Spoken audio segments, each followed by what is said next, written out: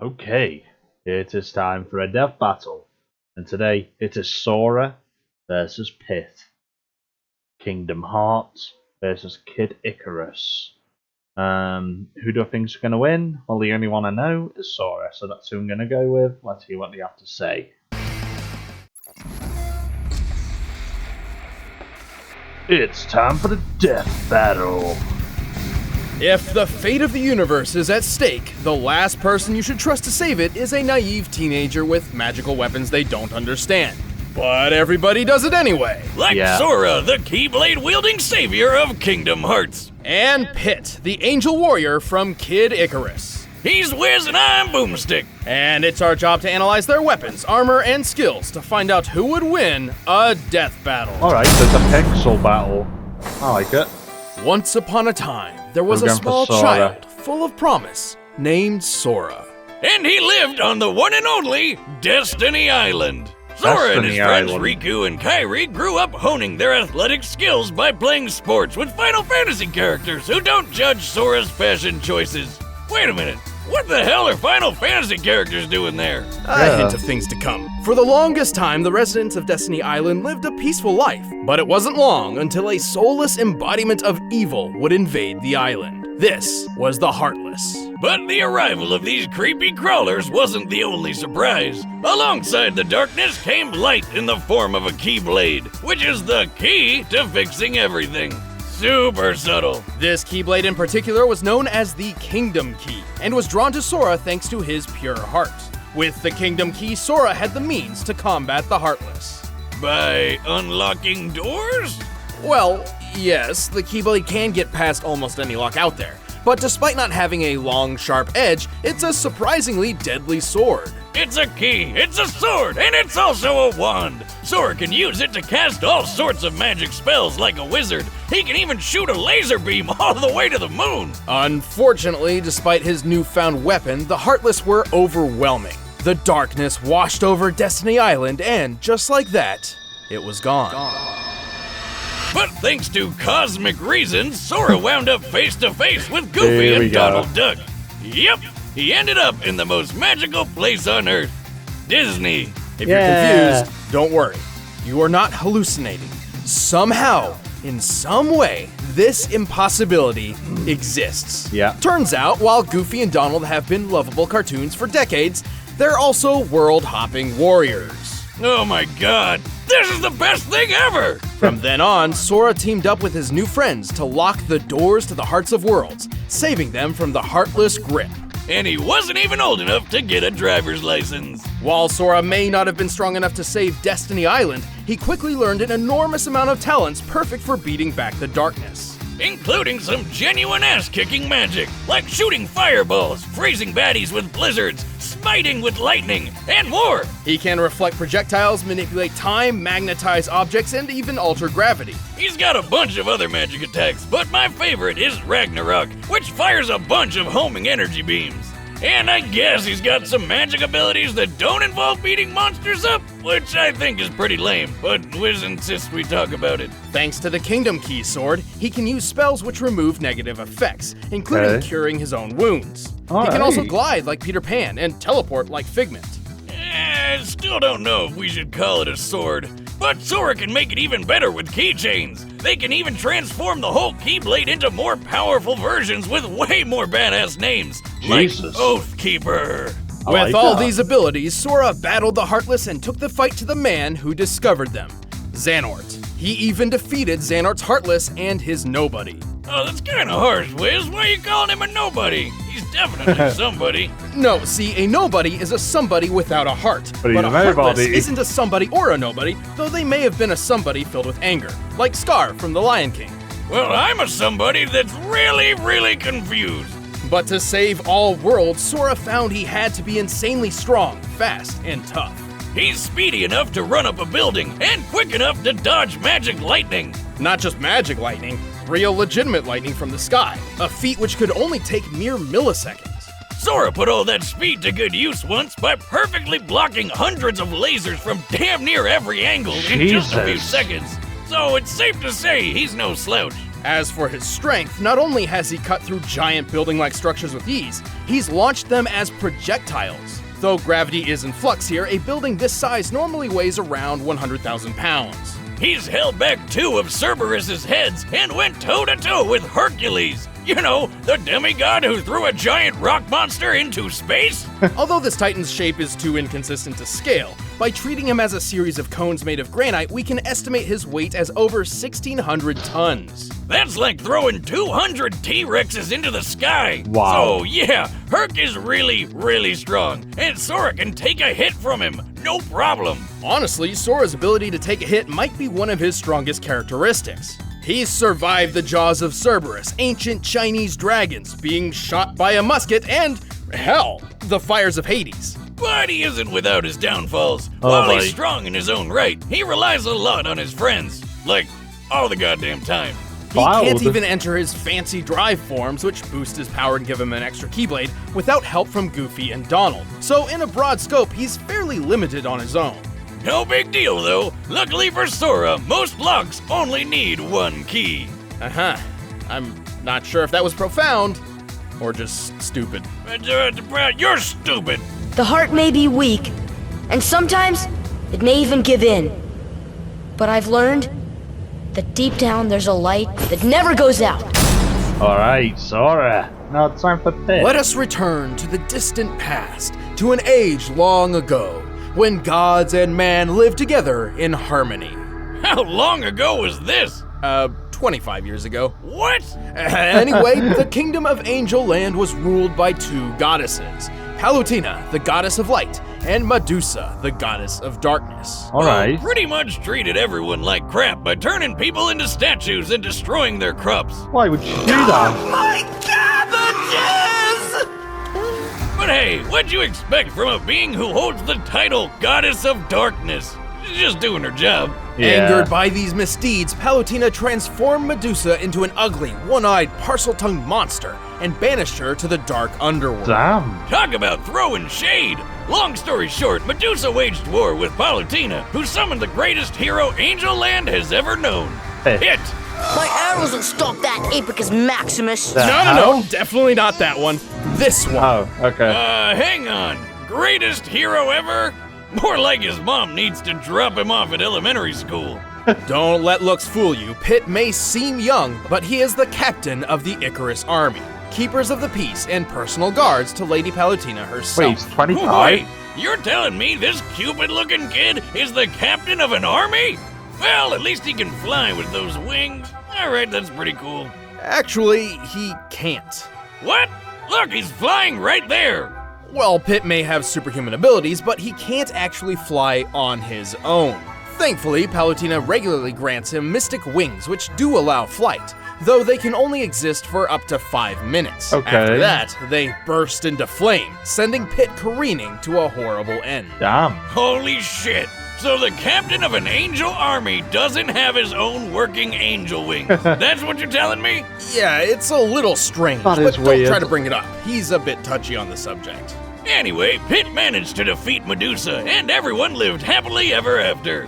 Just kidding, Medusa came back 25 years later, looking better than ever, by the way. And this time, Hades came along to mess things up too. Damn. As captain of the Icarus army, Pit has some extensive training under his belt. How else would all these soldiers save Palutena from a sudden invasion of vegetables? What? Right. But what's a soldier without his weapons? Pit's got a huge arsenal of weaponry. He's well known for his archery skills and shows it off with his trusty weapon of choice, the Palutena bow.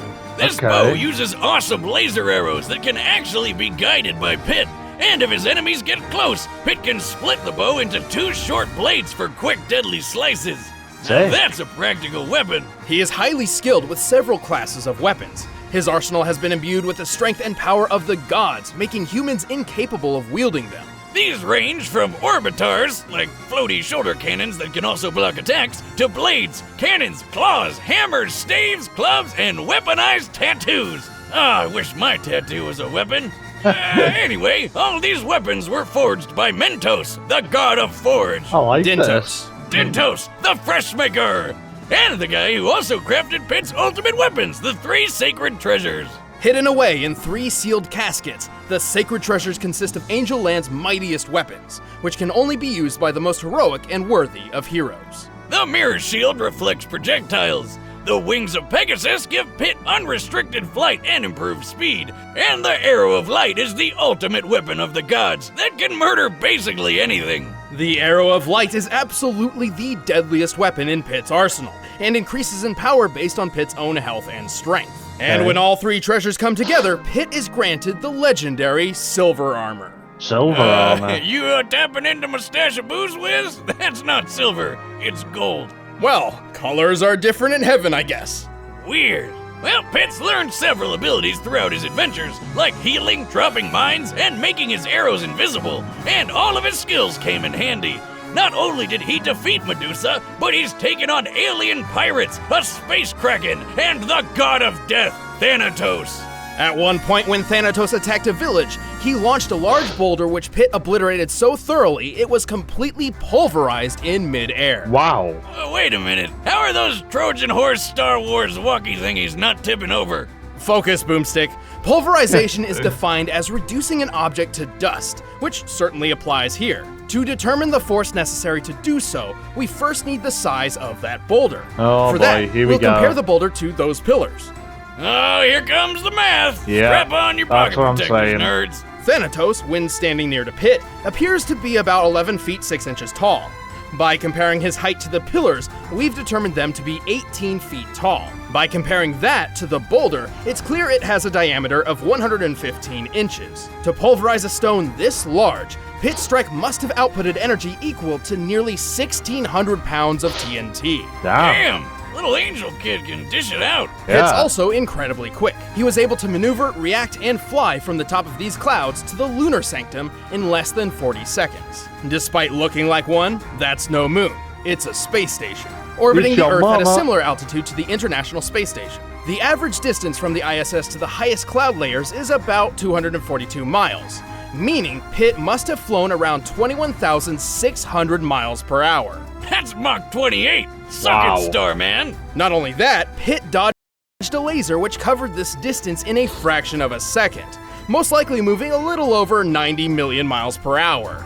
Oh my god, that not moon thing really is the Death Star. With Pit's superhuman durability, he's tanked hits from gods and taken falls that would turn any normal man into, An angel? well, a dead man, yes. In his final duel with Hades, the god of the underworld, Pit took a devastating blow that sent him plummeting at least 2,000 feet. Given Pit's weight, the impact of that fall would be over 8 tons of force. And he was fine! This Hades guy can cut through giant diamond spires, so a hit from him could be as powerful as nearly 30 tons of TNT. Jeez. Of course, while Pit may be formidable, he's not perfect. He has been tricked into losing fights multiple times, and often relies on assistance from his godly allies. Yeah. But this kick-ass angel isn't afraid to charge headfirst into a fight, even with his wings on fire. In the name of the goddess Palutena, defender of all that is good, those who hide in the darkness will be made to face the light.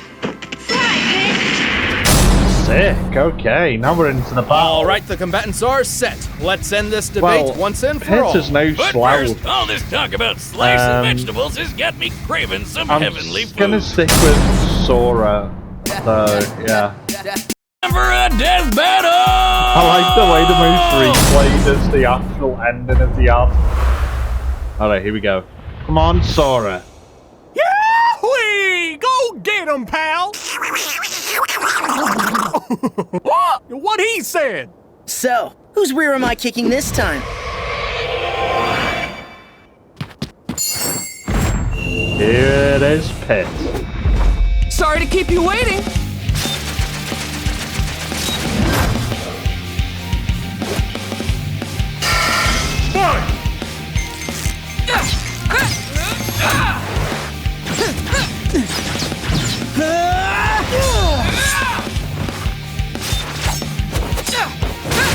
Come on, Sora. That's it. Take this! Fire! Whoa! Oh, damn. I've seen candles that are scarier than you.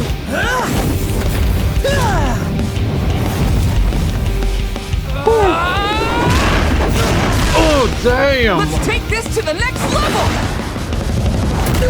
Oh my god, it's back! Oh no, Sora, come on, don't lose!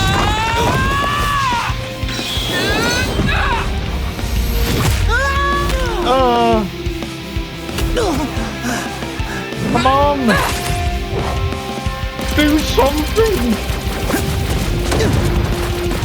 That's right.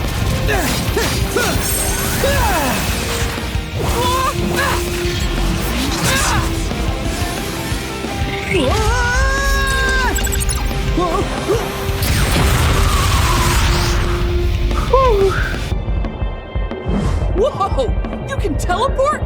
Mind blown! Let's see what you think of this! Whoa! Close shave!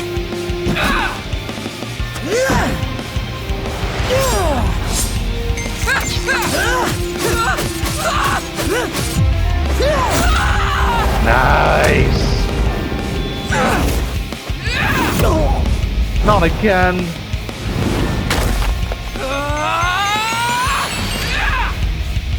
Stop! Oh! Show him! Force! Someone saying he's gonna go to a silver armor though. Oh, this is it, the final flash, come on! Oh no. Come on, Sora. Hit him with everything you've got. You said it! Oh no! Oh! Oh my god! Headshot. It's over, Pit. Okay. Attaboy, Sora! Thanks, Goofy. KO! Youch! That's one way to fly too close to the Sora, sun. Pit may have had the advantage in flight and experience, but he couldn't beat Sora's strength, toughness, and speed. Pit may have dodged a laser moving 90 million miles per hour, but Sora's reaction speed was quick enough to dodge natural lightning. A lightning bolt's return stroke, which constitutes the bright flash, moves at around 220 million miles per hour, over twice as fast as Pit. That, combined with his teleporting and time manipulation powers, meant Sora was just too quick for Pit to land very many big hits. Damn. Plus, when Sora shot that Keyblade beam to the moon, it took 1 second flat. That's 1.28 times the speed of light. Yeah. Much faster than anything Pit's reacted to before.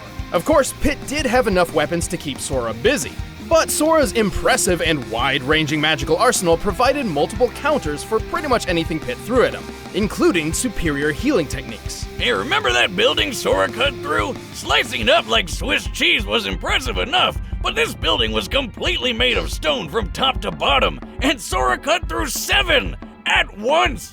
These buildings may have been composed of a modest stone like granite, Wow. which has a minimum shearing strength of 14 megapascals. In comparison to Sora's height, each building was about 23 feet tall. By measuring Sora's largest slash and the distance cut through all 7 buildings, we can determine Sora's striking energy to equal, at minimum, 78 tons of TNT. That's way more than Pit's boulder pulverizing feat. Aw. No wonder this guy beat Herc. Speaking of which, let's compare some of the strongest beings Sora and Pit have taken hits from. The amount of energy needed for Hercules to throw that rock titan into space had to have been around 24 megatons of TNT, whereas Hades strikes were equivalent to only 30 tons at best. So Pit had never survived anything close to Sora's strongest attacks. Just by numbers alone, Sora's strength, speed, and durability just outclassed Pit. And the Keyblade by itself had a way more impressive track record Jesus. than any of Pit's weapons. You might say it was the key to this fight. And when we pit them together, one of them was bound to be a Sora loser. The winner is Sora. Good job. Thanks for Alright, watching. Check who out the we got exclusive next? commentary on this episode by clicking the box right over there. And thanks to McLeod Gaming for letting us use their sprites in this battle. You can check out their latest game and the music used in the battle in the links in the description. Okay, who we got next? May you kick good. It's getting freaky. Wait. Frank? Leon versus Frank. Are you kidding me? say. Wow, okay. I did not see this coming. Leon versus Frank West. I'm going to enjoy that. Oh, two of my favourites. But Frank is definitely on top of my list. So yeah, not talking about that today. Sora versus Pit. Who won? Sora, of course. Poor Pit, though, didn't see it coming. So yeah, with all things being said, if you did enjoy the video, please make sure to give it a like and subscribe over to Death Battle to show your support. As always, if you check the description, there'll be a link to the video to show your support, and also check any future videos that they make that you want to see. And yeah, hope you all enjoyed the video, and bye bye for now.